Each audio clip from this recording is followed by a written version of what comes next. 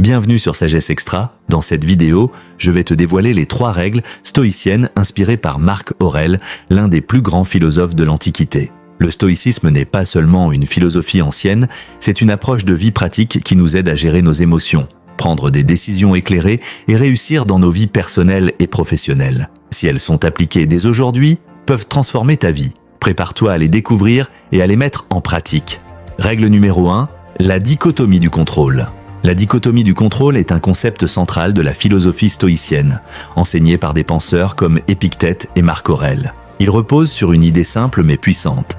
La vie devient plus sereine et plus efficace lorsque tu distingues ce qui est sous ton contrôle de ce qui ne l'est pas. Ce principe nous invite à concentrer notre attention sur nos actions et nos choix et à accepter les événements extérieurs avec calme. En stoïcisme, ce qui dépend de nous inclut nos pensées, nos actions, nos décisions et notre attitude. Ce sont les éléments sur lesquels tu as une influence directe. Par exemple, tu peux choisir comment réagir face à une situation difficile, comment interpréter les paroles de quelqu'un ou comment planifier ta journée. À l'inverse, ce qui ne dépend pas de nous comprend les opinions des autres, les conditions météo, l'économie et bien d'autres choses sur lesquelles nous n'avons aucun contrôle. Tenter de contrôler ces éléments conduit souvent à frustration, anxiété et stress. Marc Aurèle, empereur romain et philosophe stoïcien, le résume bien dans sa citation « Que la force me soit donnée de supporter ce qui ne peut être changé et le courage de changer ce qui peut l'être, mais aussi la sagesse de distinguer l'un de l'autre ». En se concentrant uniquement sur ce que l'on peut contrôler, on libère son esprit des préoccupations inutiles.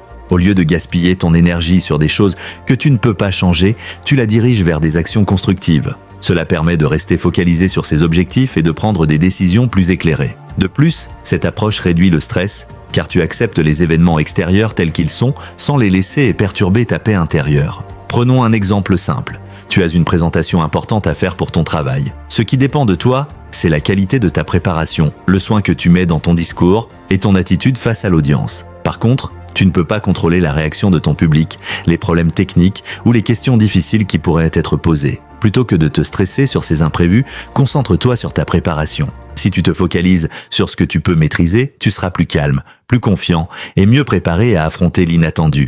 Dans ta vie personnelle, la dichotomie du contrôle peut être appliquée de nombreuses manières. Imaginons que tu traverses un moment compliqué et inattendu dans ta relation amoureuse. Il est tentant de se focaliser sur ce que ton ou ta partenaire fait ou ne fait pas. Cependant, tu n'as aucun contrôle direct sur les actions de l'autre personne. Ce que tu peux contrôler, c'est ton comportement, ton attitude et tes efforts pour améliorer la relation. En te concentrant sur ce qui est sous ton contrôle, tu réduis le stress et tu apportes une contribution positive à la relation. En milieu professionnel, ce principe est tout aussi pertinent. Si tu es responsable d'un projet, tu ne peux pas contrôler les changements de marché ou les décisions des dirigeants de l'entreprise. Mais tu peux t'assurer que ton travail est bien fait, que tes tâches sont accomplies avec soin et que tu communiques clairement avec ton équipe. En adoptant cette approche, tu restes concentré sur tes objectifs sans te laisser distraire par des facteurs externes. Pour appliquer la dichotomie du contrôle dans ta vie quotidienne, je te propose un exercice simple mais efficace. Chaque jour, prends quelques minutes pour faire une liste de tes préoccupations actuelles. Ensuite, divise cette liste en 2 colonnes. Je peux contrôler et je ne peux pas contrôler. Par exemple, je peux contrôler mon effort pour bien préparer ma réunion, la qualité de ma communication avec mes collègues, mon attitude face aux défis de la journée. Je ne peux pas contrôler les réactions des autres à mes idées, les décisions de la direction, les imprévus comme une panne d'électricité. Cet exercice te permet de clarifier tes priorités, de te libérer de l'anxiété inutile et de concentrer ton énergie là où elle peut vraiment faire la différence. La dichotomie du contrôle n'est pas seulement un principe philosophique abstrait, c'est un outil concret pour vivre de manière plus sereine et plus efficace. En te focalisant sur ce que tu peux contrôler, tu deviens plus résilient face aux défis de la vie et tu diminues ton stress. Tu gagnes en clarté, en efficacité et en paix intérieure. La prochaine fois que tu te sens submergé par l'anxiété, pose-toi cette simple question, est-ce que cela dépend de moi? Si la réponse est non, alors accepte-le et avance avec sagesse. Règle numéro 2, amor fati. Amor fati, qui signifie l'amour du destin, est un concept clé du stoïcisme. Il nous invite à accepter tout ce que la vie nous présente, sans résistance, et même à en tirer de l'amour. Marc Aurèle et les autres stoïciens enseignent que chaque événement, même négatif, peut être vu comme une occasion d'apprentissage et de croissance personnelle. Au lieu de nous opposer à notre destin, nous devrions l'accueillir avec gratitude, reconnaissant que chaque expérience fait partie de notre cheminement. Marc Aurèle disait « Aime seulement ce qui t'arrive et qui est enchaîné à ta destinée ». Car que peut-il y avoir de plus approprié? Par exemple, si tu perds ton emploi. Au lieu de céder à la frustration, utilise cette opportunité pour réévaluer tes priorités, explorer de nouvelles formations ou même envisager de démarrer un projet entrepreneurial. En adoptant la mentalité d'amor fati, tu transformes une situation difficile en un tremplin pour de nouvelles possibilités. Accepter ce qui nous arrive nous libère du poids des regrets et du ressentiment. Cela nous permet d'avancer sans être paralysés par des émotions négatives. En aimant ce qui nous arrive, nous cultivons une résilience inébranlable capable de transformer n'importe quel obstacle en un enseignement précieux. À chaque fois que tu fais face à une difficulté, rappelle-toi cette phrase « C'est exactement ce dont j'ai besoin pour grandir ». Utiliser cette philosophie te permettra de voir chaque défi comme une opportunité d'évoluer.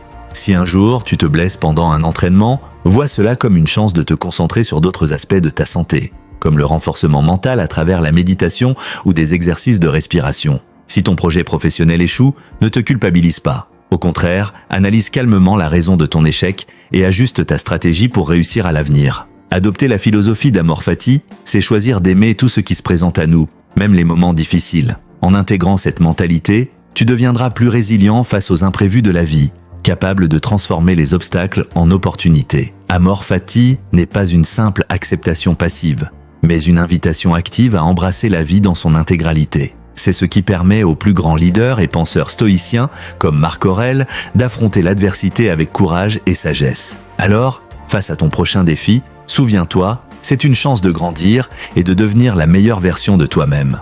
En vivant selon le principe d'amor fati, tu construiras une vie ancrée dans la sérénité et la force intérieure où chaque expérience, bonne ou mauvaise, devient une pierre angulaire de ton cheminement personnel. Règle numéro 3, memento mori. Le terme memento mori, signifiant « souviens-toi que tu vas mourir », provient du latin et trouve son origine dans l'Antiquité. Ce concept a traversé les époques, du stoïcisme romain à l'art médiéval chrétien, pour rappeler la brièveté de la vie. Contrairement à une pensée morbide, il s'agit d'un puissant rappel de notre impermanence. Les stoïciens, comme Marc Aurèle et Sénèque, l'ont utilisé comme un outil de sagesse pour nous aider à vivre plus pleinement et en accord avec nos valeurs profondes. Le memento mori est aussi présent dans la culture visuelle. Les peintures de vanité, avec leur crâne et leur sablier, sont des exemples d'art qui rappellent aux spectateurs la fragilité de l'existence. Cette idée n'est pas là pour nous décourager, mais pour nous inviter à réfléchir à la manière dont nous utilisons notre temps. Marc Aurèle, dans ses Pensées pour moi-même, rappelle fréquemment l'idée de la mort comme un guide pour la vie. Il écrit « Tu pourrais quitter la vie maintenant, que cela détermine ce que tu fais, dis et penses ». Cette citation met en lumière l'importance de vivre chaque moment avec intention et de ne pas gaspiller le présent dans des préoccupations futiles.